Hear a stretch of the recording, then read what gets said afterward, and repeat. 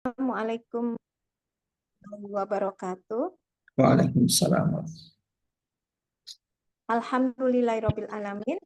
Segala puji dan syukur hanya milik Allah Subhanahu wa taala semata, karena hanya dengan nikmat dan karunia-Nya kita semua saat ini, siang ini, bisa berkumpul kembali untuk melanjutkan kajian tadabbur kita terhadap surat-surat yang diturunkan secara berurutan kepada baginda Rasulullah Shallallahu alaihi wasallam, mulai dari surat Al-Alaq sampai saat ini yang terakhir di bulan ini kita menyelesaikan tadabbur untuk surat Al-Qamar, dan Al-Qamar adalah surat yang ke-37 kalau diurutkan dari urutan turunnya kepada baginda Rasulullah Shallallahu alaihi wasallam. Dan oleh karenanya di siang hari ini kita masuk ke surat yang ke-38, yaitu surat Shad. Dan mudah-mudahan kita juga berharap selalu diberikan kemudahan dalam memahami dan mengambil ibroh manfaat dari setiap surat dan setiap ayat yang kita tadaburi, dan mudah-mudahan kita pun diberikan kemudahan dalam mengamalkan perintah-perintahnya. Amin ya robbal alamin. Karena sudah hadir Ustadz Umar Maka dan siap memberikan kajian tadabbur di siang hari ini, maka untuk mempersingkat waktu, kami persilahkan Ustadz Umar Maka untuk memulai kajian tadabbur di siang hari ini. Tafadhol Pak Ustadz. Ya, Masya Allah, Barakallahu Fik Mbak Ari dan seluruh pengurus jamaah Majelis Ta'lim Rabbani dimanapun berada. Mari luruskan niat dan kita mulai Insya Allah tadabbur Quran kita sesuai urutan turunnya surah-surah tersebut kepada baginda Nabi Sallallahu Alaihi Wasallam. Dan Alhamdulillah eh, karena berkat rahmat dan karunia Allah Subhanahu wa taala, kemudahan yang Allah berikan kepada kita, kita sudah sampai di surah yang ke-38 sesuai dengan urutan turun. Semenjak kita mulai tadabbur Quran kita ini dari surah yang pertama kali Allah turunkan kepada baginda Nabi sallallahu alaihi wasallam, yaitu surah Al-Alaq, dilanjutkan dengan surah Al-Mudaththir, Al-Muzammil, Al-Qalam dan seterusnya. Dan tak terasa alhamdulillah kita sudah sampai di surah ke-38 dari 114 surah yang diturunkan Allah kepada Nabi sallallahu alaihi wasallam. Bismillah, kita mulai tadabbur Quran kita. Assalamualaikum warahmatullahi wabarakatuh. Alhamdulillahi adada khalqihi wa ridha nafsihi wa zinata arshihi wa midada kalimatihi. أشهد أن لا إله إلا الله وحده لا شريك له وأشهد أن محمدا عبد الله ورسوله المبعوث رحمة للعالمين. اللهم صل وسلم على محمد وعلى آله وصحابته ومن تبعهم بإحسان إلى يوم الدين. أما بعد، اللهم انفعنا بالقرآن، اللهم انفعنا بالقرآن، اللهم علمنا القرآن. قل إن صلاتي ونسكي ومحياي ومماتي لله رب العالمين، رضيت بالله ربا وبالإسلام دينا وبمحمد صلى الله عليه وسلم نبيا ورسولا. Ikhwata liman azanallahu ayyakum ajma'in. Bapak-bapak, ibu-ibu peserta tadabbur Quran Majelis Ta'lim Rabbani yang semoga senantiasa dalam penjagaan, perlindungan dan taufik Allah Subhanahu wa taala. Menjadi kesyukuran bagi kita semuanya, kita kembali dipertemukan Allah di majelis tadabbur Quran kita ini, mengkaji, mentadabburi, merenungi ayat-ayat Allah Subhanahu wa taala, merasakan keagungan, kebesaran, keajaiban Al-Quran, serta memetik ibrah, pelajaran, tazkirah, peringatan, serta hidayat, petunjuk-petunjuk dari surah-surah dan ayat-ayat yang kita tadabburi. Dan hari ini insya Allah kita akan mentadaburi surah Shad. Surah Shad ini adalah surah yang ke-38 sesuai dengan urutan turunnya kepada Nabi, sebagaimana urutan surah ini di dalam mushaf. Dari surah pertama Al-Fatihah, kemudian yang kedua Al-Baqarah, ketiga Ali Imran, keempat An-Nisa, dan seterusnya. Surah Shad ini urutannya di mushaf adalah ke-38. Jadi urutan turunnya adalah ke-38, sementara urutannya dalam mushaf surah ini juga adalah surah yang ke-38.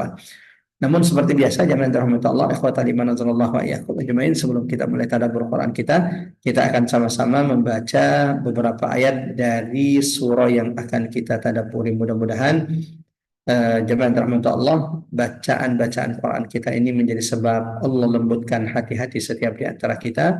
Mudah-mudahan bacaan tilawah Al-Quran kita menjadi sebab Allah bersihkan hati-hati dan jiwa-jiwa setiap di antara kita, sehingga kita dimudahkan Allah merasakan kebesaran Al-Quran, dimudahkan Allah untuk senantiasa mampu mengambil ibrah pelajaran dari keagungan ayat-ayat Allah Subhanahu wa taala. Silahkan dibuka Quran surah Sad. Jika tidak memungkinkan untuk membuka mushaf, kita coba share screen surah Sad dari layar aplikasi kami, insya Allah. Dan silahkan dibaca tanpa harus mengaktifkan mikrofon. A'udzu billahi minasy syaithanir rajim. Bismillahirrahmanirrahim. Shad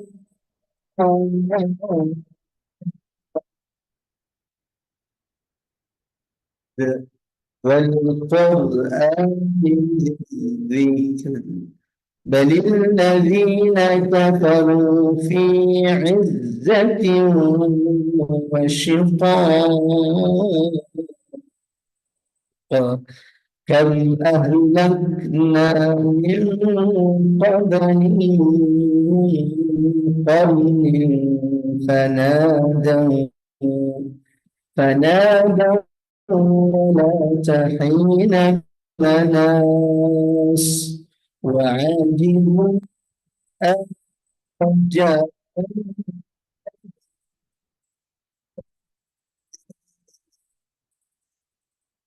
وقال الكافرون هذا ساحر كذاب أجعل الآلهة إلها واحدا إن هذا لشيء عجاب وانطلق الملأ أن امشوا واصبروا على آلهتكم إن هذا شيء يراد ما سمعنا بهذا في الملة الآخرة إن هذا إلا اختلاق أأنزل عليه ذكر بل هم في شك من ذكري بل لما يذوقوا عذاب أم عندهم خزائن رحمة ربك العزيز الوهاب أم لهم ملك السماوات والأرض وما فليرتقوا في الأسباب جند ما هنالك مهزوم جند مهزوم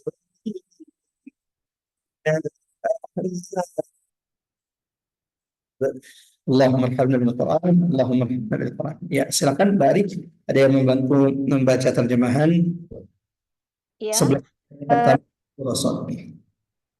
silahkan ada yang ingin membantu membaca, Ibu Fauziah mungkin, atau Ibu Ike.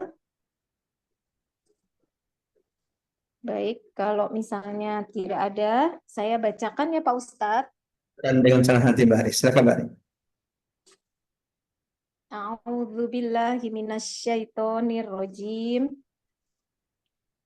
Terjemahan surat Sod, surat ke-38, ayat 1 sampai dengan ayat 10 ya Pak Ustadz. Ya. Sod, demi Al-Quran yang mengandung peringatan. Tetapi orang-orang yang kafir atau berada dalam kesombongan dan permusuhan. Betapa banyak umat sebelum mereka yang telah kami binasakan. Lalu mereka meminta tolong padahal waktu itu bukanlah saat untuk lari melepaskan diri. Dan mereka heran karena mereka kedatangan seorang pemberi peringatan yaitu Rasul dari kalangan mereka, dan orang-orang kafir berkata, orang ini adalah penyihir yang banyak berdusta. Apakah dia menjadikan Tuhan-Tuhan itu Tuhan yang satu saja? Sungguh, ini benar-benar sesuatu yang sangat mengherankan. Lalu pergilah pemimpin-pemimpin mereka, saya berkata, pergilah kamu dan tetaplah menyembah Tuhan-Tuhanmu. Sesungguhnya ini benar-benar sesuatu hal yang dikehendaki. Kami tidak pernah mendengar hal ini dalam agama yang terakhir. Ini mengesahkan Allah tidak lain hanyalah dusta yang diada-adakan. Mengapa Al-Quran itu diturunkan kepada dia di antara kita? Sebenarnya mereka ragu-ragu terhadap Al-Quranku, tetapi mereka belum merasakan azabku. Atau apakah mereka itu mempunyai perbendaharaan rahmat Tuhanmu yang maha perkasa dan maha pemberi? Atau apakah mereka mempunyai kerajaan langit dan bumi dan apa yang ada di antara keduanya? Jika ada, maka biarlah mereka menaiki tangga-tangga ke langit. Maha benar Allah dengan segala firman-Nya. Ya, Masya Allah. Allahumma arhamna bil Quran, Allahumma arhamna bil Quran, Allahumma arzuqna tilawat al-Quran ana al-laili wa atrafan nahar. Semoga Allah senantiasa mengistiqomahkan kita bersama Quran, dan semoga Allah senantiasa merahmati kita jemaah rahmat Allah dengan rahmat Quran, dimampukan untuk senantiasa membaca, tilawah, mentadabburi, mengamalkan, mendakwahkan Al-Quran dan ayat-ayat Allah Subhanahu wa taala. Allahumma ja'alna min ahli Al-Quran, Allahumma ja'alna min ahli Al-Quran. Jemaah rahmatullah, ikhwatal iman azanallahu wa iyyakum ajmain. Setelah sebelumnya kita mentadabburi surah yang ke-37 yang diturunkan Allah kepada baginda Nabi sallallahu alaihi wasallam, yaitu surah Al-Qamar, di mana surah ini jemaah rahmat Allah, ikhwatal iman azanallahu wa iyyakum ajmain, Allah menegaskan, menjelaskan bagaimana sikap orang-orang kafir itu terhadap risalah, dakwah dan mukjizat baginda Nabi sallallahu alaihi wasallam. Sehingga kalau kita perhatikan, selain bahwa dua surah ini itu berdekatan secara urutan turunnya, karena surah Al-Qamar itu adalah surah ke-37 dan surah Sad adalah surah ke-38, maka secara tema pembahasan juga ada hubungan yang amat sangat kuat di antara dua surah ini, yaitu surah Al-Qamar dan surah Sad. Sama-sama menggambarkan, menceritakan bagaimana sikap orang-orang kafir terhadap wahyu risalah Al-Quran yang Allah turunkan kepada Nabi Sallallahu Alaihi Wasallam. Sama-sama mengingatkan bahwa Quran itu adalah peringatan terbaik. Jadi kalau di surah Al-Qamar 4 kali di dalam satu surah yang sama dengan redaksi yang sama, Allah mengingatkan bahwa Quran itu penuh dengan peringatan-peringatan yang dimudahkan oleh Allah. Coba lihat surah ayat 17, ayat 22, ayat 32 dan ayat 40 dari surah Al-Qamar. Redaksi ayat itu sama. Walaqad yassarna al-Qur'ana lidzikri fahal min mudzakir. Sungguh telah kami mudahkan Quran itu sebagai peringatan, maka adakah orang-orang yang sungguh-sungguh menjadikannya sebagai peringatan? Itu 4 kali disebutkan di dalam Quran surah Al-Qamar. Sementara di surah surah Sad ini Allah bersumpah di awal surah Sad wal Quran wal Qurani dzidzikr, demi Al-Quran yang mengandung begitu banyak peringatan. Ini kemiripan-kemiripan pembahasan di antara dua surah ini. Sebagaimana jemaah rahmatullah, di surah Al-Qamar Allah memberikan peringatan keras kepada orang-orang kafir Quraisy bahwa Allah sudah menyampaikan kepada mereka, telah sampai berita kepada orang-orang kafir Quraisy, walaqad ja'ahum minal anba'i ma fihi muzdajar, berita-berita kebinasaan, kehancuran umat-umat terdahulu yang jauh lebih kaya, jauh lebih kuat dari orang-orang Quraisy karena mereka mendustakan Nabi dan Rasul yang Allah utus kepada mereka. Nah, di surah Sad juga insya Allah kita akan kembali lagi mengambil ibrah pelajaran dari umat-umat terdahulu yang Allah ceritakan, yang Allah abadikan dalam Quran surah Sad ini. Jamaah rahmatullah akhwat aliman azallahu wa iyyakum ajmain. Surah Sad adalah surah Makkiyah. Jadi diturunkan Allah kepada Nabi sebelum hijrahnya Nabi dari kota Makkah menuju kota Madinah Al-Munawwarah. Sebagaimana surah-surah Makkiyah lainnya, jemaah rahmatullah, ikhwatal iman azallahu ajmain, maka pembahasan dan tema surah Sad ini juga tidak jauh-jauh dari apa yang menjadi tema pembahasan surah-surah Makkiyah lainnya. Berbicara tentang sikap orang-orang kafir terhadap Al-Quran, menjelaskan tentang keagungan kemuliaan Al-Quran, serta ancaman Allah akan siksa yang begitu keras, begitu pedih bagi siapapun yang mendustakan agama Allah Subhanahu wa Ta'ala. Surah Sad ini termasuk dalam kategori surah Al-Mathani. Insya Allah bagi jemaah yang mengikuti tadabbur Quran sesuai dengan urutan turunnya ini dari awal, insya Allah sudah paham ketika kita menyebutkan istilah Al-Mathani. Karena 114 surah di dalam Quran itu dibagi oleh Nabi dalam hadis menjadi 4 bagian. Sebagaimana hadis Nabi, jemaah rahmatullah, yang diriwayatkan oleh Imam Ahmad dalam musnadnya, Rasulullah SAW mengatakan, Allah memberikan kepadaku ayat-ayat wahyu yang kandungannya sama dengan Taurat, yaitu As-Sab'u At-Tiwal, 7 surah yang panjang di dalam Al-Quran. Jadi ada 4 kategori surah di dalam Al-Quran, dibagi oleh Nabi menjadi 4 kategori. Yang pertama As-Sab'u At-Tiwal, 7 surah yang paling panjang di dalam Quran, dan ini kandungannya sama dengan Taurat yang Allah turunkan kepada Nabi Musa alaihissalam. Kemudian ada Al-Mu'min, yaitu ayat-ayat yang surah-surah dalam Quran yang ayatnya itu 100, artinya lebih pendek dari 7 surah yang pertama. Nah, Al-Mu'min ini kata Nabi Sallallahu Alaihi Wasallam kandungannya itu seperti Zabur yang Allah turunkan kepada Daud alaihissalam.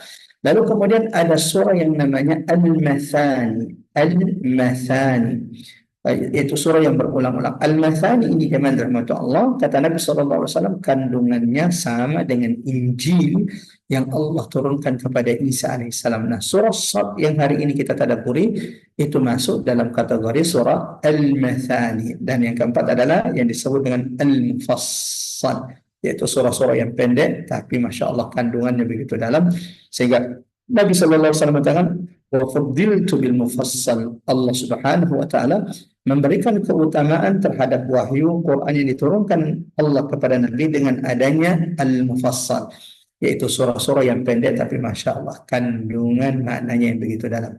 Bagaimana tidak? Ada surah di dalam Quran hanya terdiri dari 5 ayat, tetapi kandungannya sama dengan sepertiga agama kita ini. Atau kemudian ada surah di dalam Quran ayatnya cuma 3. Imam Asy-Syafi'i rahimahullah mengatakan, seandainya Allah tidak menurunkan kecuali surah yang paling pendek ini, yaitu surah Al-Asr, wal 'asr innal insana lafi khusr, maka itu sudah cukup menjadi panduan bagi umat Nabi Muhammad sallallahu alaihi wasallam. Surah Sad ini jemaah teman-teman, seperti di awal sudah kami sampaikan bahwa surah ini urutan turunnya adalah ke-38, sebagaimana urutannya di dalam mushaf juga adalah surah yang ke-38. Jemaah rahmatullah wa kaliman sallallahu alaihi ajmain. Surah Sad ini diawali dengan huruf muqatta'ah. Mari kita masuk tadabbur, mulai dari tadabbur ayat pertama. Sad wal Qur'an, surah Sad. ini termasuk surah yang diawali dengan huruf-huruf muqatta'at. Ya. Dan kalau tidak salah kita sudah mentadaburi atau mungkin di Al-Marhamah ya, mungkin di Majelis Al-Marhamah. Jadi jamaah rahmatullah kalimat adalah wa iyyakum ajmain. Surat Shad ini diantara salah satu dari 29 surah di dalam Quran yang diawali dengan huruf muqatta'at. Kita tahu bahwa Masya Allah di dalam Quran itu ada beberapa surah-surah yang diawali dengan huruf-huruf. Contohnya surah Al-Baqarah. Alif Lam Mim. Atau kemudian surah Ali Imran, kemudian surah Al-Qalam, ya. Dan ini juga sudah pernah kita tadabburi di majelis kita ini karena surah Al-Qalam itu adalah surah yang keempat yang diturunkan Allah kepada Nabi Sallallahu Alaihi Wasallam. Wal qalami wa ma yasturun. Termasuk surah Sad. Ini surah Sad ini Masya Allah juga diawali dengan huruf yang disebut dengan huruf muqatta'at. Sad wal Qur'anil dzikr, demi Quran yang mengandung begitu banyak peringatan-peringatan. Jamaah rahmatullah ikhwatal iman azallahu wa iyyakum ajmain. Saya ingin membahas dua poin di ayat pertama ini surah Sad, atau dua tadabbur di ayat pertama surah Sad ini. Yang pertama, hikmah huruf-huruf muqatta'at. Walau Masya Allah kalau tidak salah ini juga sudah pernah kita sampaikan tentang hikmah. Mudah-mudahan insya Allah bagi yang sudah pernah mendengarkan sebelumnya ini menjadi penguat ilmu maklumat yang sudah kita dengarkan. Bagi yang ini adalah pertama kali mendengarkannya, hikmah yang dijelaskan disebutkan ulama-ulama kita ahli tafsir tentang adanya huruf muqatta'at di dalam Al-Quran. Dan itu ada berapa? Ada 29 surah di dalam Quran itu diawali dengan huruf-huruf muqatta'at. Dan ada sekitar 14 huruf hijaiyah, ada 14 huruf hijaiyah yang menjadi huruf-huruf yang mengawali 29 surah di dalam Al-Quran. Salah satunya adalah surah Shad. Nah, ulama menyebutkan ada beberapa hikmah jamaah rahmatullah Allah dari huruf-huruf muqatta'at. Sebelum menyebutkan pada kesempatan kali ini saya hanya akan menyebutkan 3 hikmah insyaallah dari huruf-huruf muqatta'at. Akan tetapi sebelum menyampaikan 3 hikmah tersebut, ada yang menarik. Kebanyakan surah-surah yang diawali dengan huruf muqatta'at, ya, setelah huruf tersebut itu akan bercerita tentang Quran. Tidak semuanya, tetapi kebanyakan surah yang diawali dengan huruf-huruf muqatta'at, ya, setelah huruf tersebut itu Allah akan bercerita menjelaskan tentang Al-Quran. Kita cek. Alif Lam Mim.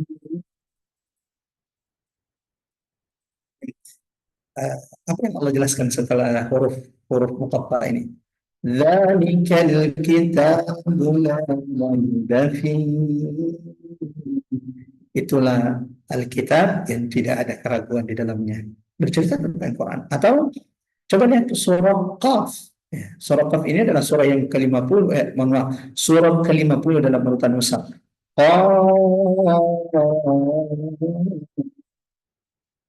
Wal Qur'anil Majid, juga bercerita tentang Al-Quran. Atau kemudian di surah yang hari ini kita ada setelah huruf muqatta'ah ini Allah bercerita tentang keagungan kemuliaan Al-Quran. Wal Qur'ani dzikr. Tidak semua, tetapi banyak dari surah-surah yang diawali dengan huruf-huruf muqatta'at. Setelah huruf muqatta'at tersebut, setelah huruf-huruf tersebut itu menjelaskan tentang kemuliaan, keagungan, kebesaran dari Al-Quran yang Allah turunkan kepada Nabi Muhammad SAW.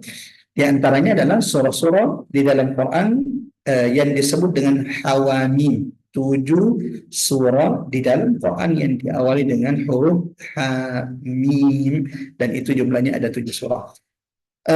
Jemaah rahmatullah akhwat aliman azallahu wa iyyakum ajmain. Ulama menyebutkan di antara hikmah dari adanya huruf-huruf muqatta'at ini, Allahu akbar. Satu adalah karena orang-orang Arab tidak mengenali sebelumnya. Orang Arab itu kan Masya Allah ketika Quran itu Allah turunkan kepada Nabi Muhammad sebagai rahmatan lil alamin, orang-orang Arab itu sedang berada di puncak sastra bahasa mereka. Dan orang-orang Arab itu akan berbangga-bangga dengan penyair-penyair yang ada di tengah-tengah mereka, baik itu dari kerabat mereka atau dari kabilah mereka. Dan ketika Quran itu, Allahu Akbar, Allah turunkan kepada mereka jamaah rahmat Allah, sastra, mukjizat, keindahan Quran itu membungkam setiap sastrawan-sastrawan Arab yang terkenal saat itu. Walau di antara mereka ada yang masuk Islam, di antara sastrawan tersebut ada yang masuk Islam, di antaranya adalah Hassan ibn Thabit. Hassan bin Thabit ini setelah dia masuk Islam, maka dia jadikan sastranya, syairnya itu untuk membela Nabi Sallallahu Alaihi Wasallam. Kemudian ada juga Abdullah bin Rawaha. Abdullah bin Rawaha ini juga salah seorang penyair, masya Allah, dan akhirnya masuk Islam setelah mendengarkan keindahan, kekuatan dari bahasa Al-Quran. Dan setelah dia masuk Islam, seperti Hassan ibn Thabit yang dijuluki syairul Rasul, penyair Nabi, Abdullah bin Rawaha juga setelah masuk Islam menjadikan bait-bait syairnya untuk membela agama Allah, membela Rasulullah, bahkan untuk berjihad di jalan Allah Subhanahu wa taala. Abdullah bin Rawaha ini adalah salah satu sahabat Nabi yang gugur syahid di perang Mu'tah tahun ke-8 Hijriah. Dan sahabat inilah ketika 3.000 pasukan kaum muslimin berhadapan dengan 200.000 pasukan Romawi. Bayangkan 3.000 berhadapan dengan 200.000 pasukan Romawi. Beberapa sahabat sudah ingin mundur, beberapa sahabat menganjurkan untuk kembali ke Madinah. Ini bukan lawan kita, ini tidak seimbang. 3.000 melawan 200.000. Tetapi Masya Allah, salah satu sahabat yang kemudian membakar semangat sahabat-sahabat Nabi untuk berjihad, gugur di jalan Allah adalah sang sastrawan, penyair Nabi Sallallahu Alaihi Wasallam, Abdullah bin Rawaha, yang kemudian mengatakan, bukankah kita keluar meninggalkan Madinah untuk mencari syahadah, mati syahid, dan ini pintu syahadah di depan kita, maka tidak ada kata untuk kembali ke kota Madinah.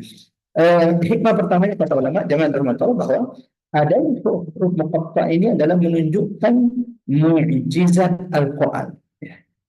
Huruf-huruf ini menunjukkan bahwa Quran yang tersusun dari huruf-huruf Arab ini yang biasa digunakan oleh orang-orang Arab adalah mukjizat ilahi yang tidak bisa ditiru manusia dan jin. Allahu Akbar. Dan itu akan terasa jangan terpatah Allah ketika kita mentadabburi ayat-ayat Allah. Afala yatadabbaruna al-Qur'an. Quran surah ke-4, Quran surah An-Nisa, ya, ayat 82.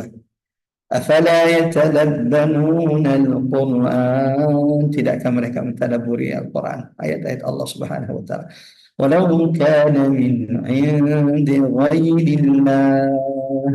Seandainya Quran yang mereka ingkari, yang mereka dustakan itu datang bukan dari Allah, Quran itu buatan Muhammad, lawajadu fihi ikhtilafan katsira.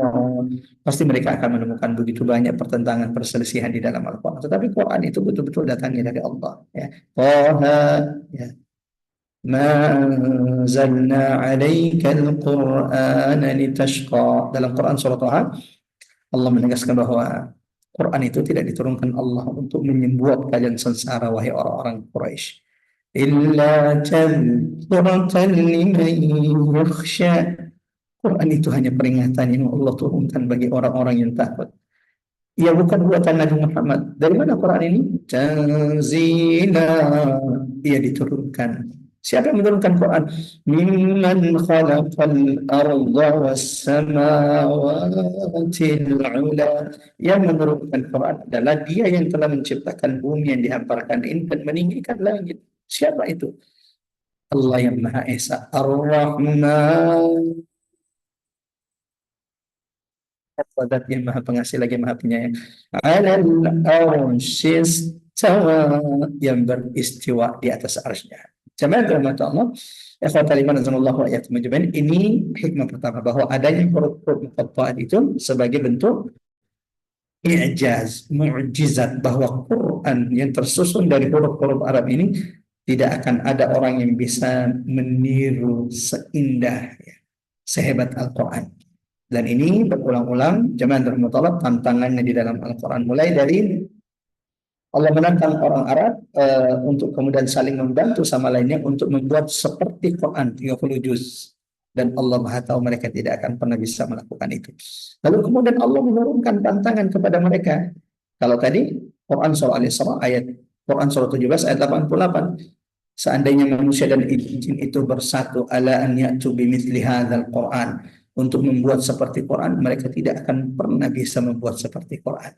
Kemudian Allah turunkan tantangan kepada manusia dan jin. Kalau kalian tidak akan pernah bisa membuat seperti Quran, maka Allah turunkan. Jangan nggak usah 10, tidak usah satu Quran. 30 juz, 114 surah. Allah menantang mereka untuk membuat 10 surah-surah pendek saja. Fa'tu bi asyri suwarin mithlihi muftarayat. Quran surah 11, Quran surah Hud ayat 13. Dan mereka tidak mampu membuat 10 surah walau yang paling pendek seperti indahnya Al-Quran. Maka Allah turunkan tantangannya kepada mereka, dan Allah Maha tahu manusia tidak akan pernah bisa membuatnya walau mereka saling bantu-membantu dengan jin. Allah menantang mereka pertama dari satu Quran turun menjadi 10 surah, lalu kemudian dalam Quran surah Al-Baqarah, Quran surah kedua ayat 23 sampai 24, Allah menantang mereka, wa in kuntum fi raibin mimma nazzalna ala abdina. Dan jika kamu tetap dalam keraguan, wahai orang-orang Quraisy, jika kalian tetap meragukan Quran yang kami turunkan kepada hamba kami, yaitu Muhammad, fa'tu. Coba kalian datangkan, buat satu surah seperti Quran. Fa'tu bi suratin min misli. Buat satu surah saja seperti Quran. Wad'u syuhada'akum min dunillahi in kuntum sadiqin. Dan ajaklah penolong-penolong kalian selain Allah jika kamu memang orang-orang benar. Mereka bisa tidak membuat satu surah seperti Quran? Tidak akan pernah bisa, ya. Fa'ilam taf'alu walam taf'alu. Ayat 24. Maka jika kamu tidak dapat membuatnya satu surah seperti Quran, dan dalam firman Allah mengatakan walam taf'alu, dan sekali-kali kalian tidak akan pernah mampu membuat satu surah seperti Quran. Fattaqun naral lati waquduhan. Oleh karena itu, wahai manusia, takutlah kalian kepada Allah. Takutlah kalian kepada neraka yang bahan bakarnya manusia dan batu-batu, uiddat kafirin, yang Allah siapkan bagi orang-orang kafir. Yang kedua, hikmah kedua yang disebutkan ulama zaman bermutolak akhwatal iman azanallahu wa iyyakum ajmain, adanya huruf-huruf muqatta'at. Jadi yang pertama tadi apa? Ijaz. Ini bentuk mukjizat, tantangan Allah kepada manusia dan jin untuk membuat seperti Al-Quran. Yang kedua, hikmahnya kata ulama, adanya huruf-huruf muqatta'at ini adalah litanbihi wa tashwih, untuk menarik perhatian orang-orang yang membaca Al-Quran atau orang-orang yang mendengarkan Quran, dan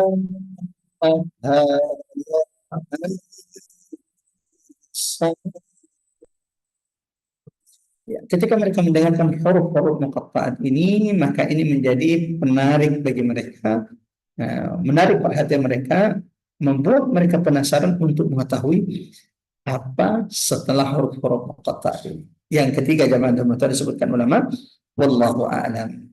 Allah yang Maha tahu hikmah-hikmah dari huruf muqatta'at, sebagaimana Allah yang Maha tahu, yang mengetahui, Allahu a'lam bishawab, tentang makna tafsir dari huruf muqatta'at yang mengawali 29 surah di dalam Al-Quran.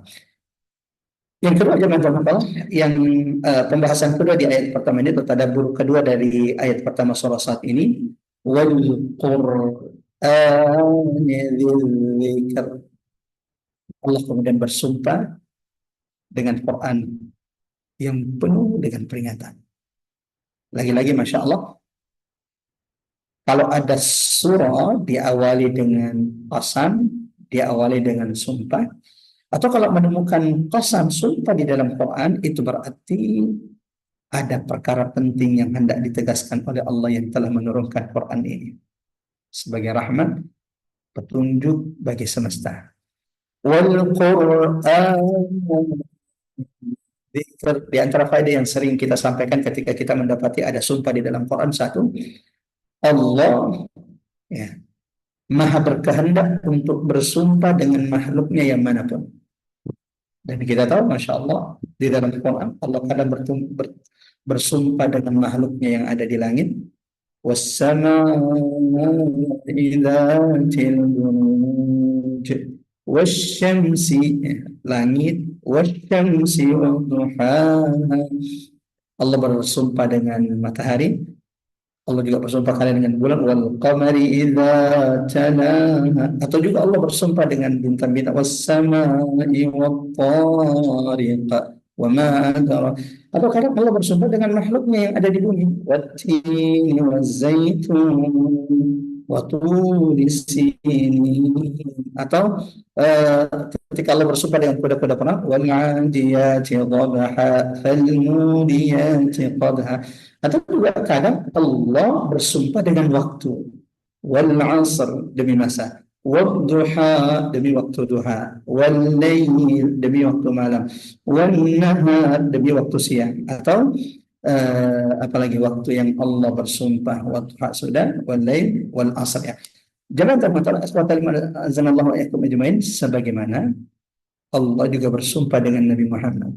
لا أقسم بهذا البلد وأنت هل بهذا البلد. Dan Allah juga di surah ini bersumpah dengan Al-Quran. Wal Qur'ani dzikr, demi Quran yang penuh dengan peringatan. Mohon dicatat saja, diingat saja baik-baik. Allah ketika bersumpah dengan makhluknya, baik itu makhluknya yang ada di langit, atau makhluknya yang ada di bumi, atau bersumpah dengan waktu, atau bersumpah dengan Quran, kalamullah, atau bahkan Allah Subhanahu wa taala bersumpah dengan nabinya, kekasihnya Muhammad sallallahu alaihi wasallam, maka itu menunjukkan keagungan makhluk tersebut. Keagungan makhluk yang Allah bersumpah dengannya. Di sini Allah bersumpah dengan Al-Quran, dengan kalamullah, firman Allah Subhanahu wa taala, menunjukkan keagungan kemuliaan Al-Quran. Allahu Akbar. Ya,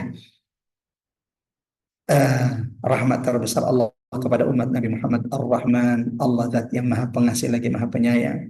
Di antara tanda rahmat kasih sayang Allah kepada seorang hamba adalah Allaman Qur'an. Uh, ketika Allah memahamkan, mengajarkan Al-Quran kepada hamba tersebut, dan mudah-mudahan kita termasuk di antaranya. Allahumma amin. Allahumma amin ya rabbal alamin. Jamaah dan matalah asbab al-iman azallahu wa iyyakum ajmain. Sebelum lanjut di ayat berikutnya, salah satu pelajaran penting tazkirah yang perlu kita sampaikan di ayat pertama ini, di ayat pertama ini Allah mengingatkan jamaah dan mata Allah bahwa Quran itu yang kita baca saat ini, yang kita tadabburi, yang kita pelajari, satu-satunya mukjizat Nabi Muhammad yang masih ada di tengah-tengah umat hari ini. Allahu Akbar. Bahkan Allah sendiri yang menjamin akan menjaga Al-Quran. Inna nahnu nazzalna dzikra wa inna lahu lahafizun. Maka Quran ini akan terjaga. Allahu Akbar. Sampai kapan Ustaz Quran ini akan dijaga? Sampai waktu yang ditentukan oleh Allah. Di mana kelak di akhir zaman Quran itu akan diangkat dari bumi. Ada orang pagi hari membuka mushaf lalu tak menemukan tulisan ayat-ayat Allah di mushaf tersebut. Dan ketika Quran itu sudah diangkat dari bumi Allah, itu menunjukkan keberkahan bumi ini sudah mulai dicabut. Berarti bahwa ketika Quran ada dalam diri kita, Allah ajarkan kita Quran, berarti ada keberkahan yang Allah karuniakan kepada kita. Ketika ada Quran yang Allah karuniakan kepada anak-anak kita yang dimudahkan menghafal Quran, mengamalkan Quran, membaca Al-Quran, ada keberkahan yang Allah karuniakan kepada anak-anak kita. Ketika rumah kita senantiasa dihiasi dengan tilawah Quran, ada keberkahan, ada kebaikan yang Allah masukkan ke dalam rumah kita, jamaah rahmat Allah. Al-Quran yang Allah turunkan kepada Nabi Muhammad SAW, Al-Quran dzikr. Quran yang kita baca saat ini mencakup, mengandung begitu banyak peringatan-peringatan, pelajaran-pelajaran yang dibutuhkan manusia dalam hidupnya. Imam Ibnu Katsir dalam tafsirnya ketika menafsirkan ayat ini, Quran itu mustamil ala ma fihi dzikrun lil ibad wa naf'un lahum fil ma'ash wal ma'ad.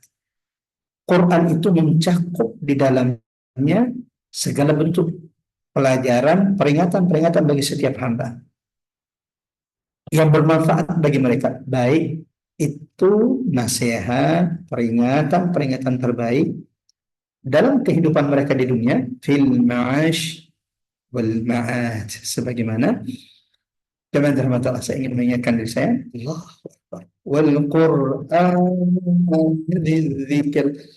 Siapapun yang ingin mendapatkan nasihat terbaik untuk kebaikannya nanti di akhirat, baca Quran, iqra'il Quran, wabtilil Quran tartila.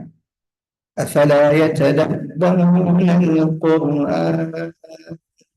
Siapa yang saat ini sedang bimbang, sedang galau, tidak tahu mau apa, cari nasihat terbaik untuk kehidupan kita di dunia, terlebih nanti di akhirat, dari ayat-ayat Allah. Karena Quran ini wal Qur'ani dzil dzikr. Allah sendiri yang menegaskan di ayat ini bahwa Quran itu mencakup, mengandung segala bentuk nasihat, peringatan yang dibutuhkan oleh manusia. Kata Imam Ibnu Katsir, baik itu nasihat terbaik yang mereka butuhkan di dunia, bagaimana supaya kita bisa istiqomah di atas agama Allah di dunia, baca Quran. Allahu Akbar. Bagaimana supaya kita selamat di dunia ini, baca Quran. Bagaimana supaya kita ini menjadi orang-orang yang menang di hadapan Allah, orang-orang yang paling beruntung. Qad aflahal mu'minun. Bagaimana supaya kita mendapatkan surga terbaik di sisi Allah, baca Quran. Nasihat, peringatan terbaik itu ada dalam Quran. Sebagaimana jemaah rahmat Allah, bagaimana supaya kita dijauhkan dari segala hal-hal, perkara-perkara yang dibenci oleh Allah. Iqra'il Quran, baca Quran dan tadabburi Al-Quran. Kitabun anzalnahu ilaik. Quran ini yang Allah turunkan kepada Muhammad, mubarak, penuh dengan keberkahan. Liyadabbaru ayati, agar ayat-ayatnya senantiasa ditadabburi. Coba yang rahmat Allah, wa ta'ala manazzalallahu wa iyyakum ajmain. Sebelum melanjutkan ayat kedua, mari sama-sama kita berdoa.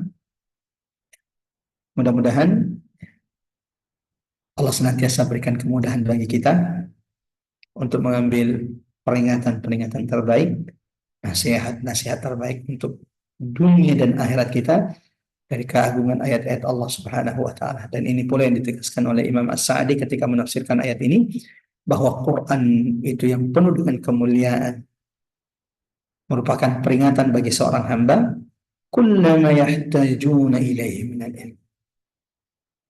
Segala ilmu yang dibutuhkan manusia itu ada dalam Quran. Dan itu dimudahkan oleh Allah jemaah dirahmati Allah. Bukankah di surah Al-Qamar, yang seperti yang sudah kita sampaikan di awal, 4 kali Allah tegaskan di dalam Quran surah Al-Qamar ayat 17, 22, 32, ayat 40. Wa laqad yassarna al-Qur'ana lidzikr fahal min mudzakir. Quran itu sungguh telah Allah mudahkan untuk menjadi peringatan bagi umat manusia. Allahumma ya Allah, mudah-mudahan kita termasuk yang mau sungguh-sungguh mengambil peringatan Allah dari keagungan ayat-ayat Allah yang diturunkan kepada baginda Nabi Sallallahu Alaihi Wasallam. Ayat berikutnya jemaah dirahmati Allah. Balil ladzina kafaru fi 'izzatin shiqaq.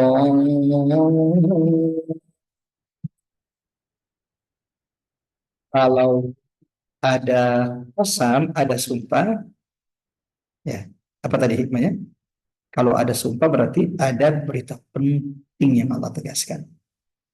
Kalau ada sumpah qasam berarti ada jawabul qasam, ada jawab dari sumpah tersebut. Dan jawab sumpah tersebut adalah perkara hal penting yang Allah tegaskan sehingga ada sumpah sebelumnya. Dan itu sudah pernah kita pelajari di surah-surah sebelumnya. Contohnya wal asr, demi masa, Allah bersumpah dengan waktu dan Allah Maha berkehendak untuk bersumpah dengan makhluknya yang manapun. Dan ketika Allah bersumpah dengan makhluknya itu menunjukkan keagungan kemuliaan makhluk tersebut. Dan kalau ada qasam, ada sumpah, ada berita penting yang Allah ingin tegaskan. Apa berita pentingnya dalam surah Al-Asr? Apa yang Allah ingin tegaskan dalam Quran surah Al-Asr? Innal insana lafi khusr. Sesungguhnya manusia itu benar-benar dalam kerugian. Kalau di surah Sad ini yang mana jawabul qasamnya? Sumpahnya kan sudah kita tahu. Wal Qur'ani dzikr. Allah bersumpah dengan Quran dan ini menunjukkan keagungan kemuliaan Al-Quran dan Allah Maha berkehendak untuk bersumpah dengan makhluknya yang manapun. Sementara kita makhluk Allah, manusia ini, kita haram hukumnya bersumpah selain dengan nama Allah. Kita tidak boleh juga kita haram berhukumnya bersumpah dengan Al-Quran. Jamaah rahmatu Allah. Ikhwatal iman azanallahu wa iyyakum ajma'in. Di surah Sad ini yang mana berita pentingnya? Ini ada khilaf di kalangan ulama. Di antara ulama tafsir menyebutkan bahwa berita penting yang Allah ingin tegaskan adalah ayat kedua dari surah Sad ini. Balil ladzina kafaru fi 'izzatin wa shiqaq. Tetapi orang-orang kafir itu, Quran ini kan peringatan. Allah bersegala yang dibutuhkan manusia dalam hidupnya, terlebih nanti di akhir. Itu Allah turunkan, Allah mudahkan di dalam Al-Quran ini. Tetapi coba lihat sikap orang-orang kafir. Berita pentingnya, jawabul qasam, jawab sumpahnya adalah celaan Allah kepada orang-orang kafir, celaan Allah yang keras terhadap sikap orang-orang kafir terhadap Quran yang penuh dengan faedah, penuh dengan kebaikan, penuh dengan manfaat, penuh dengan peringatan yang mereka butuhkan dalam hidup mereka, yang mereka butuhkan untuk keselamatan mereka di dunia dan di akhirat. Tapi lihat sikap mereka, kata Allah. Ya, jadi ini jawab pasalnya, ini berita pentingnya. Apa berita pentingnya? Celaan Allah yang keras terhadap sikap orang-orang kafir Quraisy itu terhadap Quran yang Allah turunkan kepada Nabi Muhammad SAW yang penuh dengan kebaikan, penuh dengan manfaat, penuh dengan keberkahan, penuh dengan petunjuk, Allahu Akbar, penuh dengan rahmat. Tapi coba lihat orang-orang kafir itu ketika dibacakan kepada mereka Al-Quran oleh Nabi SAW. Balil ladzina kafaru, tetapi orang-orang kafir itu fi izzatin shiqaq. Mereka bukan beriman kepada Quran. Allahu Akbar. Padahal mereka tahu siapa Nabi Muhammad. Mereka tahu akhlak mulia Nabi Muhammad sallallahu alaihi wasallam. Mereka tahu kebaikan Nabi Muhammad sallallahu alaihi wasallam. Dan mereka juga tahu bahwa Quran yang dibaca Nabi itu nggak ada celahnya, tidak ada aib di dalamnya.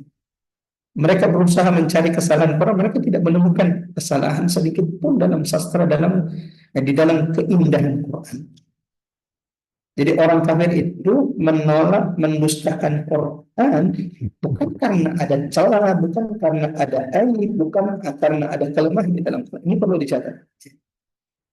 Orang-orang kafir Quraisy itu ketika dibacakan Quran oleh Nabi, mereka menolaknya bukan karena mereka menemukan ada banyak kesalahan di dalam Quran, bukan karena mereka menemukan ada banyak celah di dalam Quran, bukan karena mereka melihat ada kelemahan dalam Quran yang dibacakan Nabi Sallallahu Alaihi Wasallam. Pertanyaannya, teman-teman, ibu-ibu majelis taklim Rabbani, mudah-mudahan ini jadi pelajaran besar bagi saya, bagi kita semuanya. Apa yang membuat orang-orang kafir Quraisy itu tidak mau beriman dengan Quran, tidak mau membenarkan Quran, tidak mau menerima Quran, dan tidak mau mengamalkan, mendakwahkan Quran? Apa yang membuat mereka menolak, mendustakan Quran?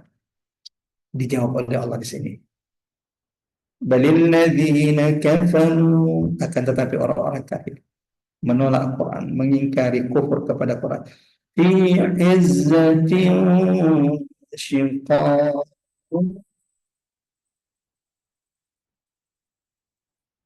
Mereka itu berada dalam kesombongan dan permusuhan. Ini menjadi pelajaran penting bagi kita jamaah Allah. Ini menjadi pelajaran penting bagi siapapun yang mendengarkan ayat Allah Subhanahu wa taala, mendengarkan ayat, mentadaburi ayat ini. Bahwa kesombongan, al-ujub, al-kibr, apalagi memusuhinya. kesombongan terhadap ayat-ayat Allah, kesombongan, keangkuhan, ujub, kibar di hadapan Al-Quran, di hadapan ayat-ayat Allah, apalagi memusuhi Al-Quran, menjadi sebab tertutupnya hidayah Allah Subhanahu wa Ta'ala untuk beriman kepada Quran. Jadi, kalau orang itu sudah meragukan Quran dari awal, padahal Allah sudah tegaskan, la raiba fi hudan lil muttaqin. Itu sudah berat untuk beriman. Apalagi sampai memusuhi Quran. Seperti pembesar-pembesar Quraisy. Mereka tidak menemukan celah aib di dalam Quran. Karena ada aib celah dalam Quran. Tapi kenapa mereka tidak mau beriman? Fi izzatin wa syiqaq. Ini yang perlu menjadi catatan. Bahwa ternyata mereka itu tidak mau beriman kepada Quran disebabkan apa? Al-izzah, kesombongan mereka, meninggikan diri mereka, wasyiqaq, sebagaimana permusuhan mereka terhadap Quran. Melarang orang untuk mendengarkan Quran, melarang orang untuk mentadabburi, mengkaji ayat-ayat Allah Subhanahu wa taala. Dan itu Allah abadikan dalam Quran di surah lain di mana Quran surah Fussilat ayat 26. Wa qala alladziina kafaru, di antara bentuk kesombongan orang-orang kafir tersebut, di antara bentuk ujub keangkuhan orang-orang kafir, wa qala alladziina kafaru, dan berkatalah orang-orang kafir, la tasma'u li hadzal Qur'an, jangan mau mendengarkan Quran ini, walghaw fi, bahkan menyuruh untuk kemudian menyelisihi Al-Quran. Ya. Mereka menyuruh untuk memusuhi Al-Quran, la'allakum taghlibun. Dan begitu banyak kisah-kisah kalau kita baca buku Sirah Nabawiyah, Jamaah rahmatullah menceritakan bagaimana permusuhan orang-orang kafir Quraisy itu terhadap Quran yang Allah turunkan kepada Nabi sallallahu alaihi wasallam, dan ternyata Allahu Akbar, itulah yang menjadi sebab kenapa hati mereka itu tertutup dari hidayah Allah Subhanahu wa taala. Pelajarannya jamaah rahmatullah, semakin kita merendahkan diri kita di hadapan ayat-ayat Allah, Allahu Akbar, semakin ayat itu akan menjadi, Quran ini akan menjadi petunjuk bagi kita. Sebagaimana ketika orang sudah meninggikan dirinya, sudah menyombongkan dirinya di hadapan ayat-ayat Allah, itu akan merusak diri mereka sendiri.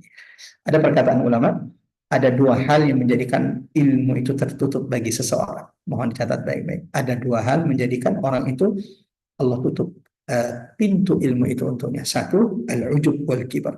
Kalau orang itu kemudian punya sifat sombong dan kibar ujub, maka ilmu itu akan tertutup bagi mereka. Yang kedua, jemaah rahmatullah Allah, kalau orang itu kemudian malu dari ilmu, tidak mau mendengarkan, tidak mau berlelah-lelah, tidak mau mendekat dari ilmu. Kita lanjut ayat berikutnya, jemaah rahmatullah Allah.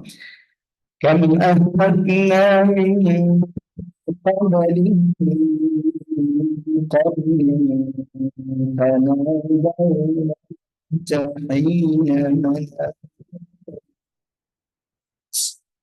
Tidakkah orang itu mengambil pelajaran dari umat-umat terdahulu? Ya. Betapa banyak kata Allah, "Man ahlakna min qablihim." Tidakkah orang Quraisy yang mendustakan, mengingkari Quran yang dibacakan oleh Nabi sallallahu alaihi wasallam, tidakkah mereka mengambil pelajaran dari umat terdahulu yang telah kami binasakan? Dan ketika mereka dibinasakan oleh Allah, fanadaw wala tahina manas. Ketika azab Allah itu datang kepada mereka, ketika hukuman Allah ditimpakan kepada mereka, saat itulah mereka meminta tolong kepada Allah. Di waktu bukanlah saat untuk melepaskan diri. Jadi Allah menegaskan, mengingatkan di sini kepada orang-orang kafir Quraisy yang mendustakan, menyombongkan diri di hadapan Quran, bahkan memusuhi Quran yang dibaca oleh Nabi. Tidakkah mereka mengambil pelajaran, ibrah, peringatan dari umat-umat terdahulu? Dan ini ada kesamaan dengan surah Al-Qamar sebelumnya. Walaqad ja'ahum minal anba'i ma fihi muzdajar. Lalu umat-umat terdahulu itu, jadi Allah ceritakan kepada orang-orang kafir Quraisy, dan ini Allah ceritakan kepada kita. Berapa banyak dari umat-umat terdahulu nanti setelah itu datang, mereka minta tolong. Sudah terlambat. Kemana saja mereka? Seperti kaum Tsamud yang Allah utus kepada mereka Nabi Saleh. Lalu mereka mendustakan Nabi Saleh, lalu kemudian membunuh unta yang merupakan mukjizat Nabi Saleh. Dan ketika azab Allah datang kepada mereka, barulah mereka minta tolong, baru mereka menyesal. Atau seperti Fir'aun yang Allah abadikan kisahnya dalam Quran surah Yunus, jemaah rahmatu Allah. Allah mengabadikan bagaimana Fir'aun ketika hendak tenggelam, hatta idza adrakahul gharq qala amant, ketika Fir'aun hendak tenggelam, saat itulah dia berkata, aku beriman bahwa tidak ada Tuhan yang berhak disembah kecuali Tuhan yang disembah oleh Bani Israel. Pertanyaannya, dalam kondisi seperti ini, apakah Allah akan mengijabah doa-doanya, doa mereka? Apakah Allah akan mendengarkan permintaan mereka? Terlambat. Allah berkata kepada Firaun, "Al-ana wa qad asayta qablu wa kunta minal mufsidin." Hai Firaun, kemana saja? Apakah sekarang baru engkau ingin beriman kepadaku? Al-an. Apakah sekarang baru mau beriman? Wa qad asayta qabla, sementara sebelumnya engkau telah bermaksiat, engkau telah durhaka, wa kunta minal mufsidin. Ya. Dan sebelumnya engkau sudah melakukan perusakan di atas muka bumi Allah Subhanahu wa taala. Hal yawma nunajjika bi badanika litakuna liman khalfaka, ayat hari ini kata Allah Subhanahu wa taala, wahai Firaun, aku selamatkan badan agar menjadi peringatan, agar menjadi tanda-tanda kebesaran Allah bagi orang-orang yang hidup setelah. Wa inna katsiran minan nasi an ayatina laghafilun, dan sungguh begitu banyak ya manusia yang lalai dari ayat-ayat Allah Subhanahu wa taala atau tanda-tanda kebesaran Allah Subhanahu wa taala. Kita lanjut ayat berikutnya, jemaah rahmat Allah. Wa ajibu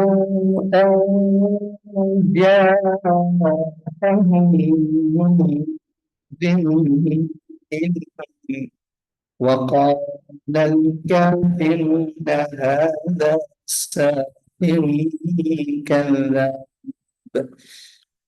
Ya, Allah masih menjelaskan bagaimana sikap orang-orang kafir ketika ya Quran itu dibacakan, disampaikan kepada mereka.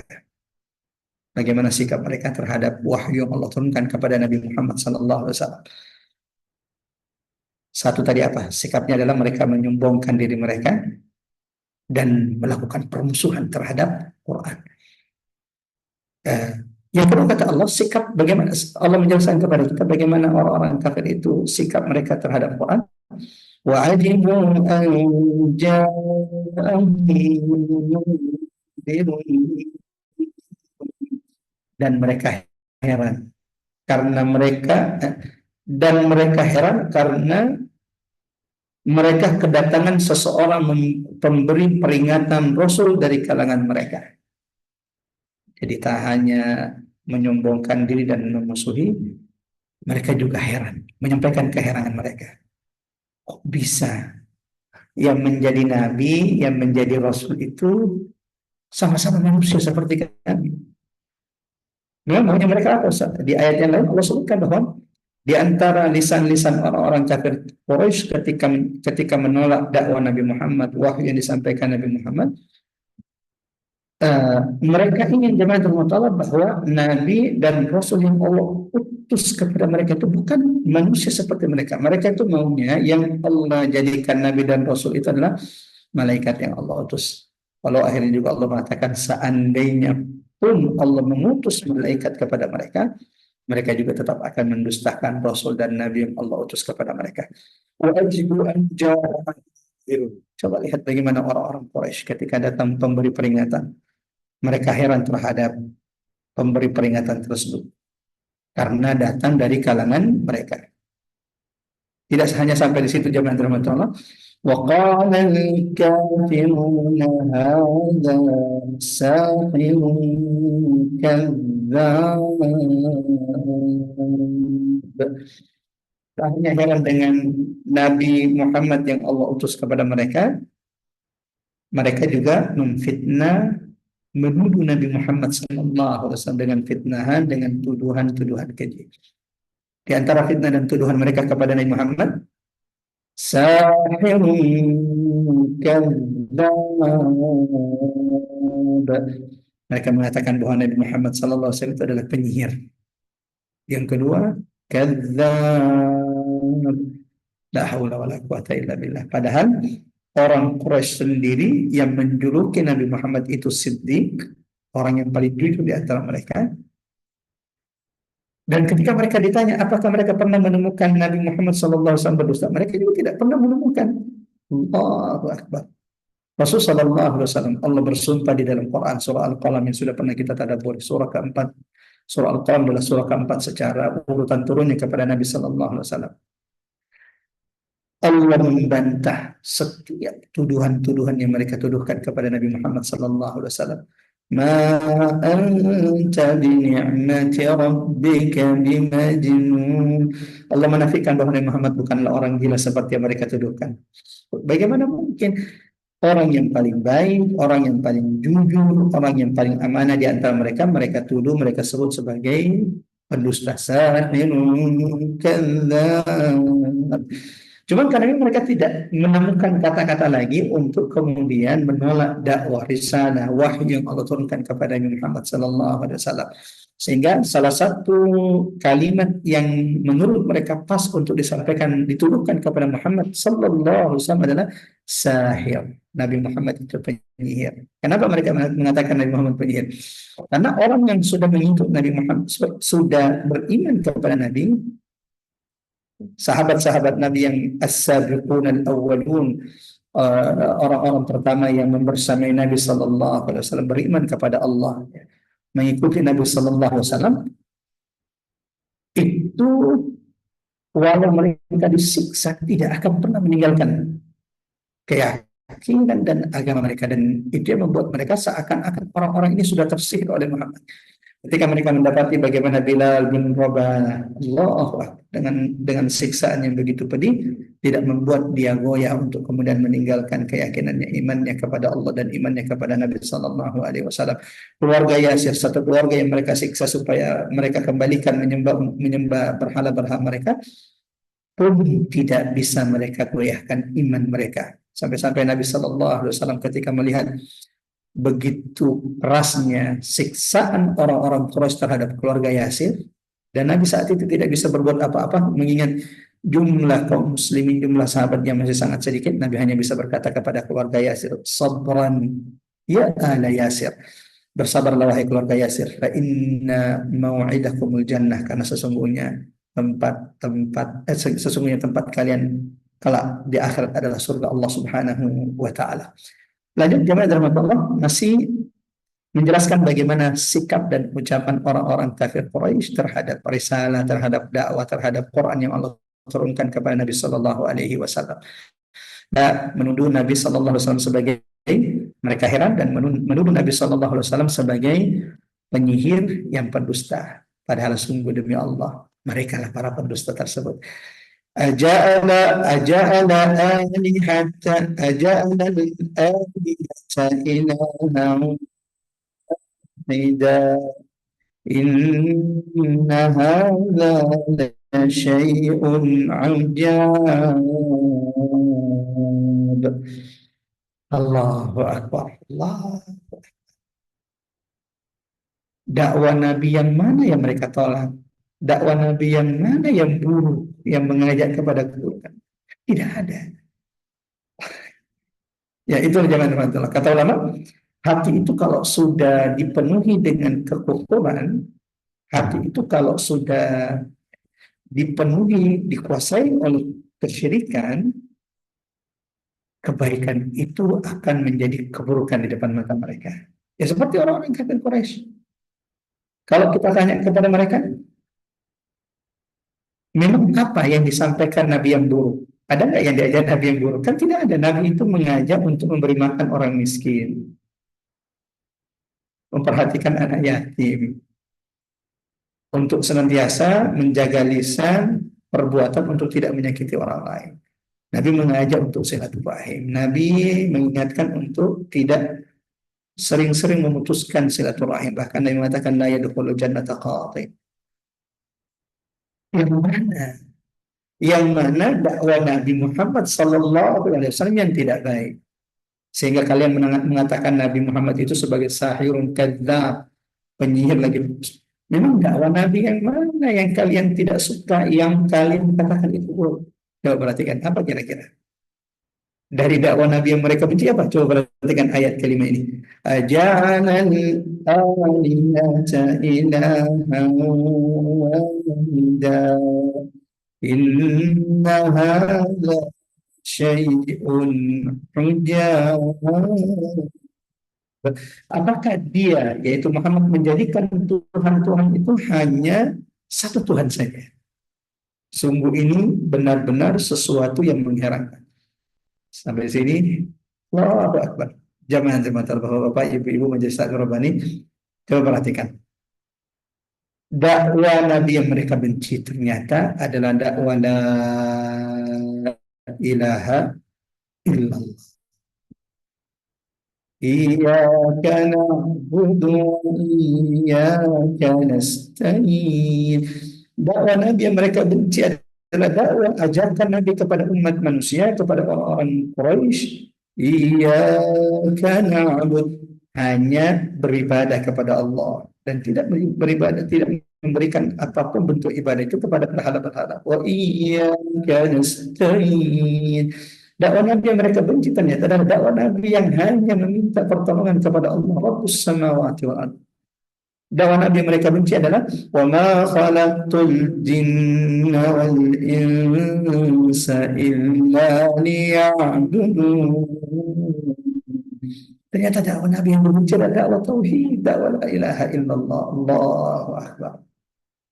Sampai hari ini jemaah rahmat Allah, ya, ingin berbagi pengalaman, masya Allah, ketika beberapa tahun ini menghabiskan banyak waktu, banyak hari di Makassar, di Bone, masuk ke pelosok-pelosok, desa-desa, pedalaman-pedalaman.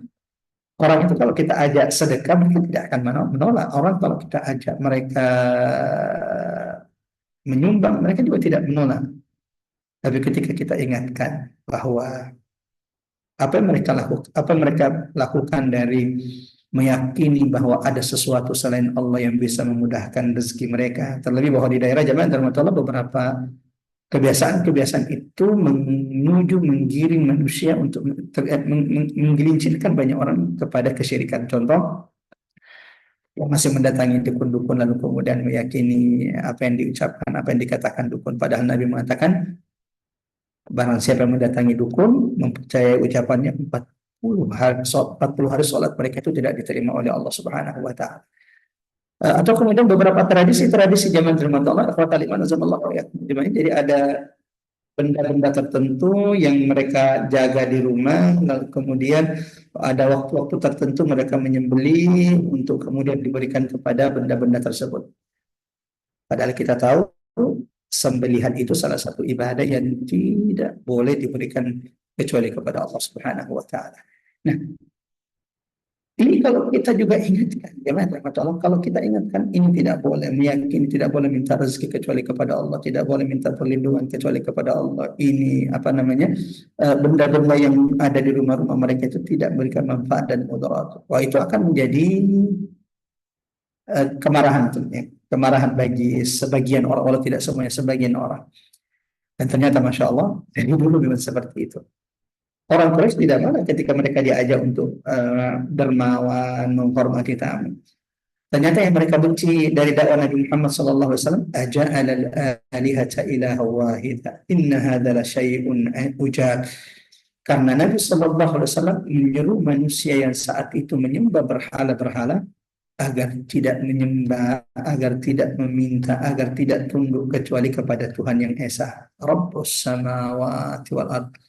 Alhamdulillahi Rabbil Alamin, Ar-Rahmanir Rahim, Maliki Yaumiddin, Iyyaka na'budu wa iyyaka nasta'in. Kita lanjut dengan rahmatullah ayat berikutnya. Wa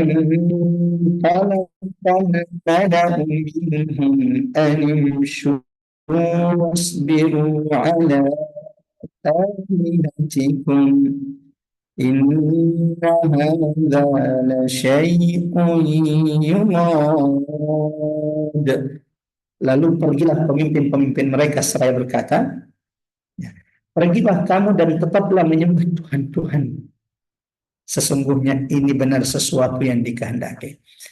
Ayat ini jemaah-jemaah kalau masih sama dengan ayat-ayat sebelumnya. Allah menjelaskan, Allah mencela sikap orang-orang kafir Quraisy terhadap dakwah Nabi Muhammad, terhadap wahyu yang Allah turunkan kepada Rasulullah, terhadap Quran yang Allah turunkan kepada Nabi Muhammad, lalu kemudian Rasulullah bacakan kepada mereka.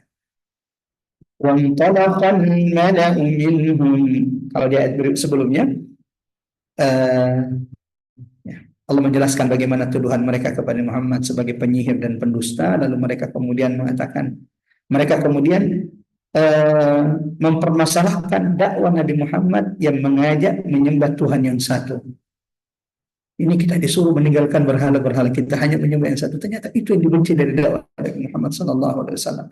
Dan memang tidak ada nabi jabatan rahmatullah yang diutus oleh Allah. Ma arsalna min rasul, dan tidaklah kami mengutus rasul sebelum Nabi Muhammad, kecuali setiap nabi dan rasul itu tugas, ya, risalah mereka, risalah utama mereka adalah menyeru kepada la ilaha illallah, mengesahkan Allah Subhanahu wa taala dalam asma'nya, dalam sifatnya, dalam perbuatannya, jamaah termotor, serta mengesahkan Allah Subhanahu wa taala dalam ibadah. Tidak boleh memberikan ibadah selain kepada Allah Subhanahu wa taala. Ayat ke-6 ini Allah masih melanjutkan menjelaskan kepada kita bagaimana sikap orang-orang kafir Quraisy terhadap dakwah Nabi Muhammad sallallahu alaihi wasallam. Mereka menolak dakwah Nabi Muhammad, meninggalkan Rasulullah sallallahu alaihi wasallam yang membacakan ayat-ayat Allah kepada mereka. Lalu mereka menyeru berkata kepada orang-orang kafir Quraisy lainnya, Animshu wasbiru ala alihatikum. Ya, mereka mengingkari dakwah Nabi Muhammad SAW, lalu kemudian mengingatkan orang-orang Quraisy lainnya agar tidak mengikuti Muhammad SAW. Jangan beriman kepada Muhammad. Animshu wasbiru ala alihatikum. Tetaplah kalian menyembah Tuhan-Tuhan kalian, berhala-berhala kalian, Lata, Uzza, Manat. Teruslah sembah berhala-berhala. Jangan dengarkan apa yang dikatakan Muhammad. Inna hadza la syai'un yuram. Lalu mereka lagi-lagi menuduh Nabi Muhammad SAW bahwa yang diinginkan Muhammad dari dakwanya itu adalah untuk berkuasa kepada kalian, untuk menjadi pemimpin di atas kalian. Allahu Akbar, la haula wala quwata illa billah. Siapa yang, dari mana mereka tahu bahwa Nabi Muhammad itu kemudian berdakwah untuk berkuasa terhadap orang-orang Quraisy, untuk menjadikan mereka budak-budak yang bisa diperintah oleh Nabi Muhammad sallallahu alaihi wasallam. Ini sungguh fitnah, tuduhan yang amat sangat keji kepada manusia terbaik, termulia, baginda Nabi sallallahu alaihi wasallam. Tapi kalau kita tadabbur di pelajaran jemaah teman-teman, coba perhatikan apa yang menimpa Nabi, ini juga yang menimpa ahli waris Nabi sallallahu alaihi wasallam. Ketika ada ulama, ketika ada alim yang mengingatkan manusia menjauhi kesyirikan, kekufuran, menjauhi kezaliman, bukankah juga banyak fitnah, tuduhan-tuduhan yang disematkan kepada mereka, mencari popularitas lah, menginginkan harta lah, atau kemudian mereka mau, ya walau memang tidak diingkari, jangan terhormat adanya oknum-oknum, adanya orang-orang yang kemudian memang menjadikan agama ini untuk kemudian memperjualbelikan ayat-ayat Allah Subhanahu wa taala untuk mendapatkan jabatan kekuasaan. Ya, ada, kita tidak nafikan. Tetapi di tengah-tengah kita insya Allah masih banyak ulama-ulama rabbani, ulama-ulama yang betul-betul ingin mengingatkan, mengembalikan umat kepada Al-Quran dan sunnah Nabi Sallallahu Alaihi Wasallam, dan berpegang teguh terhadap prinsip-prinsip agama kita. Sebagaimana ayat ini juga bagi dai dan ulama menjadi pengingat bagi mereka bahwa fa'in kadzabu, kalau suatu saat kita difitnah, dituduh, jangankan Umar Bakar yang punya banyak aib, punya banyak kekurangan, Nabi Muhammad yang sempurna, Nabi Muhammad yang mulia, Nabi Muhammad yang tidak pernah menyakiti, Nabi Muhammad yang lisannya senantiasa berlemah lembut, tak luput dari tuduhan fitnah keji orang-orang yang tidak beriman. Jadi kalau kita hari ini dituduh sesuatu, itulah resiko dakwah. Dakwah itu tidak ada yang mudah, dakwah itu berat, dakwah itu sulit. Kalau dakwah itu tidak berat, berarti itu lagi sedang piknik. Mudah-mudahan ini menjadi penguat bagi kita semuanya, khususnya kepada pengurus-pengurus Majelis Taklim Rabbani. Jangan sibukkan mendengarkan apa kata orang, tapi sibukkanlah memperbaiki di mana kita di hadapan Allah Subhanahu wa taala. Karena engkau kelak akan dinilai di hadapan Allah bagaimana engkau di hadapan Allah, bukan bagaimana engkau menurut orang-orang yang ada di sekitarmu. Walau jamaah rahmatullah ikhwatal iman azanallahu wa iyyakum ajmain, apa namanya, sempurnanya adalah ketika kita kemudian memperbaiki diri di hadapan Allah, juga memperbaiki diri di hadapan manusia. Tetapi ya, lagi-lagi bahwa kalau Nabi Muhammad saja dituduh difitnah, maka bagaimana kita kemudian lepas dari tuduhan fitnah orang-orang yang benci kepada agama Allah, benci terhadap ayat-ayat Allah Subhanahu wa taala. Jamaah dan ikhwatal iman azallahu wa iyyakum ajmain. Ya, diriwayatkan bahwa orang-orang dalam buku sirah disebutkan orang-orang kafir Quraisy itu kan pernah mendatangi paman Nabi untuk meminta paman Nabi Abu Talib menyampaikan atau berkata kepada anak saudaranya itu Nabi Muhammad SAW agar berhenti menyalahkan berhala-berhala mereka. Sudah, jangan sebut jelek-jelekkan berhala-berhala kami, Tuhan-Tuhan kami.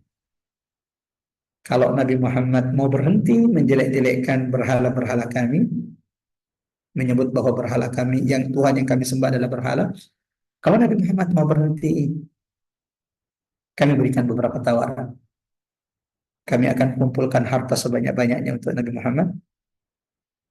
Kami akan jadikan dia pemimpin di tengah-tengah kami, tapi syaratnya jangan pernah mengatakan bahwa berhala-berhala Tuhan-Tuhan kami adalah berhala-berhala yang apa namanya, ini adalah kebatilan, kesesatan, menyembah berhala-berhala selain Allah. Yang ketiga, kami akan nikahkan dia dengan perempuan yang paling cantik di antara kami. Dan akhirnya paman Nabi Abu Talib menyampaikan itu kepada Rasulullah SAW. Pertanyaannya, apakah Nabi kemudian menerima jabatan tersebut lalu diam terhadap kesyirikan, kekufuran di tengah manusia? Apakah Nabi menerima transferan? Kalau hari ini transferan sekian M supaya diam terhadap kebatilan, kezaliman yang ada di atas muka bumi ini? Allah Akbar. Inilah keteguhan yang diajarkan Nabi. Beliau dengan tegas berkata kepada pamannya Abu Talib, ya am, wahai paman, lau wada'a asy-syamsa fi yamini, seandainya mereka orang-orang Quraisy meletakkan matahari di tangan kananku, wal qamara an yasari, dan meletakkan bulan di tangan kiriku agar aku meninggalkan dakwah ini, aku sungguh tidak akan pernah meninggalkannya. Allahu Akbar. Mudah-mudahan jemaah Allah Allah juga karuniakan keteguhan kepada setiap di antara kita. Allahumma ya muqallibal qulub, tsabbit qulubana ala ta'atik. Jemaah Allah, Mbak Ari dan seluruh jemaah Allah yang mengikuti tadabbur Quran kita, mungkin kita cukupkan sampai ayat ke-6 karena saat ini di Bone sudah masuk asar.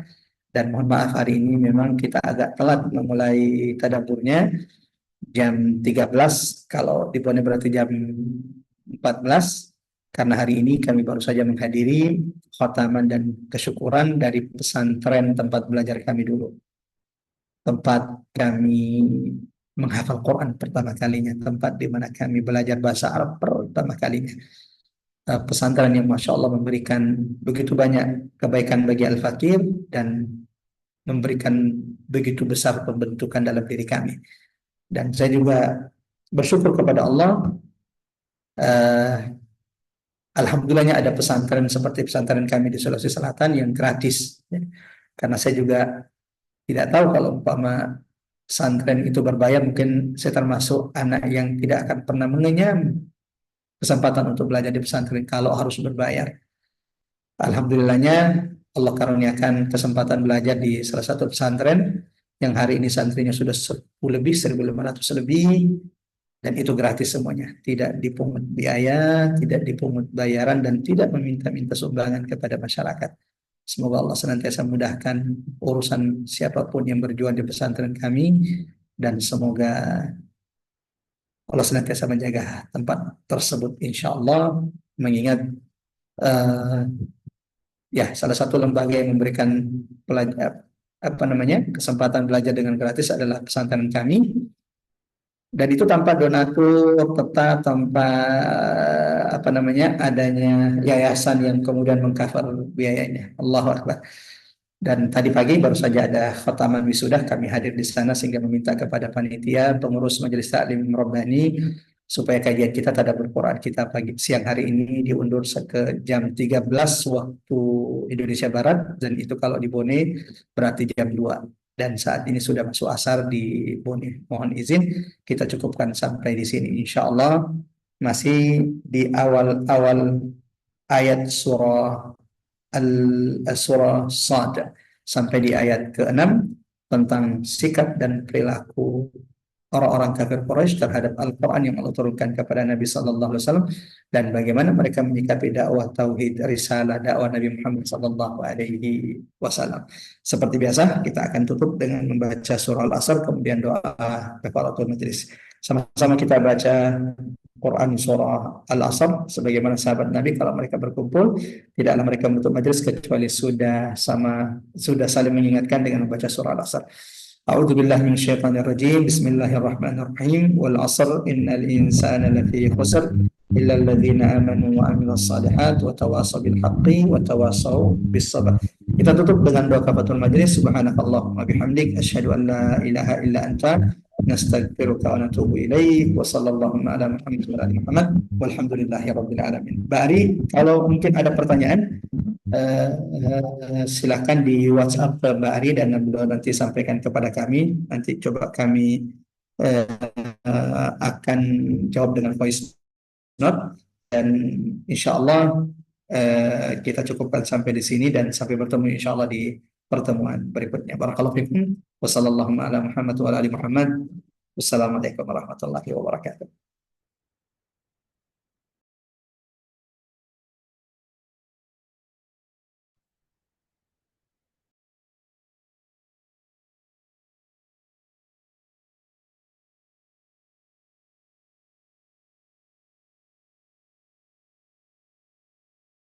Assalamualaikum, pamit ya Ari. Terima kasih semuanya, Mbak Ipeng. Terima kasih sampai.